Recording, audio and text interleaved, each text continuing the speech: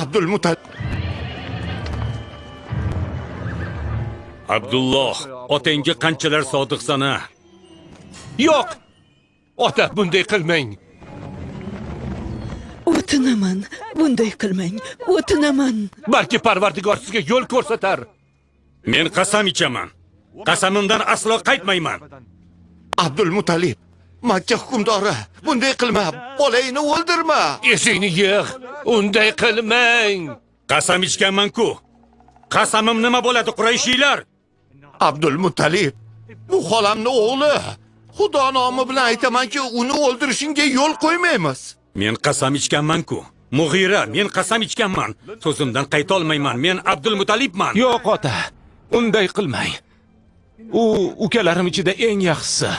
Abdulmutallib, unday qilma. U pushti kamaringdan bo'lgan bolang-ku. Xudo haqqi yuragimni parchalama. Diror, Zubayr, Xoris, Abdumannof, nega jimsiz? Bu birodaringiz-ku axir.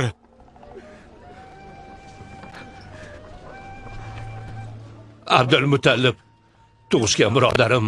Agar Abdullohni qurbon qilsang, bu odatga aylanadi. Xalqing sendan o'rnak oladi. Sen hammaga o'rnak bo'lasan.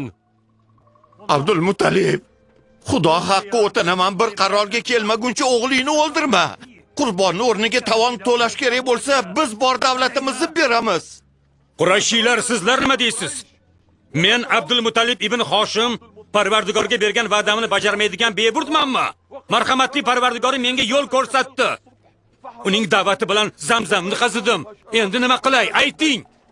Buni hal qilish uchun Hijozlik bashoratchiga boraylik. Undan maslahat so'ra. U qurbonlik qilishni aytsa, aytganlarini bajarasa. Tovon to'lashimizni so'radi. 10 ta tuya dedik. U o'g'lingiz bilan tuya o'rtasida qur'a tashlang. To yaratgan qabul qilmagunicha 10 tadan tuya qo'shib boring dedi.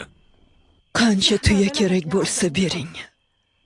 O'z mol davlatimni va Hoshimiylar oilasining boyligini beraman. Qani endi Qur'onni tashla.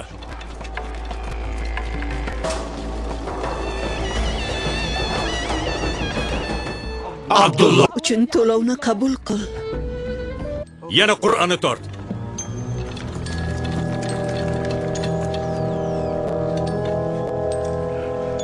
Abdulloh. Yana 10 ta tuya qo'sh. Qani, bo'la qol tezroq. Ey Xudo, marhamatingni dariq tutma.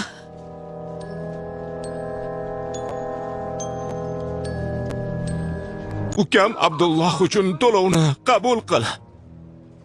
Ey Parvardigori olam,